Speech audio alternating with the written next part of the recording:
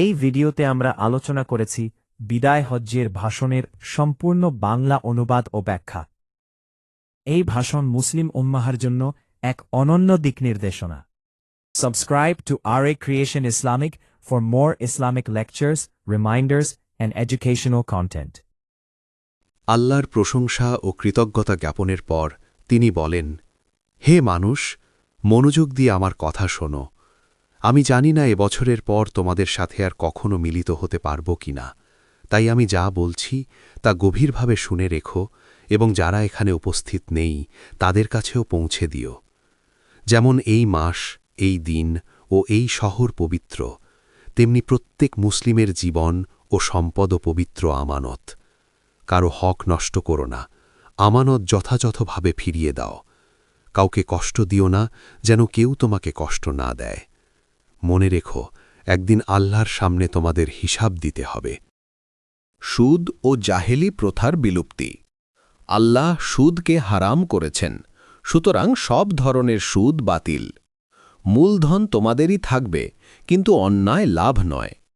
জাহেলি যুগের প্রতিশোধ ও রক্তের দাবি বাতিল ঘোষণা করা হল। সর্বপ্রথম তিনি নিজের পরিবারের দাবিকেও বাতিল করে ন্যায়ের নজির স্থাপন করেন। সময় ও মাসের পবিত্রতা। তিনি বলেন, আল্লাহর নির্ধারিত 12 মাসের মধ্যে 4টি মাস পবিত্র। অবিশ্বাসীরা যেন নিজেদের স্বার্থে ক্যালেন্ডার পরিবর্তন না করে এ ব্যাপারে সতর্ক থাকার নির্দেশ দেন। শয়তানের কুমন্ত্রণা সন্তর্কে সতর্কবার্তা। শয়তান বড় বড় বিষয়ে তোমাদের বিপথগামী করতে না পারলেও ছোট ছোট বিষয়ে বিভ্রান্ত করার চেষ্টা করবে, তাই সতর্ক থাকো। নারী পুরুষের পারস্পরিক অধিকার। তিনি বলেন, তোমাদের স্ত্রীদের ওপর তোমাদের অধিকার আছে, তেমনি তাদেরও তোমাদের ওপর অধিকার রয়েছে। আল্লাহর আমানত হিসেবে তাদের গ্রহণ করেছ, তাই তাদের প্রতি সদয় হও। তাদের ভরণ পোষণ ও বস্ত্রের ব্যবস্থা ন্যায় ও দয়ার সাথে করো। তারা তোমাদের সহযোগী ও জীবনসঙ্গী। ইবাদতের নির্দেশ।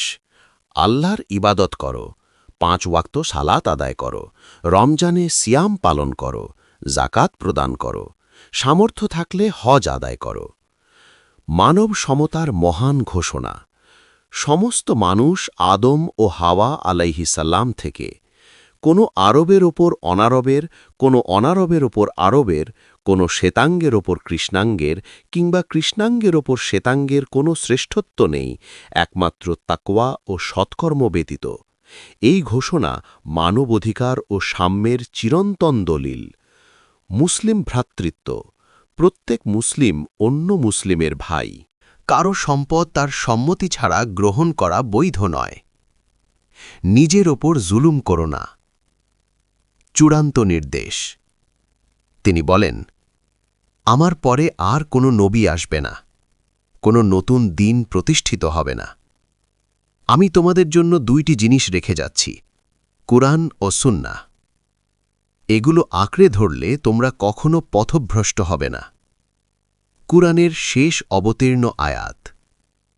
এ সময়ে তিনি কুরআনের একটি আয়াত তেলাওয়াত করেন, যা দিন পূর্ণতার ঘোষণা দেয়। আজ আমি তোমাদের জন্য তোমাদের দিনকে পূর্ণাঙ্গ করলাম, তোমাদের প্রতি আমার অনুগ্রহ সম্পূর্ণ করলাম এবং ইসলামকে তোমাদের জন্য দিন হিসাবে মনোনীত করলাম। সূরা আল মায়েদা 5.3। সমাপ্তি মুহূর্ত।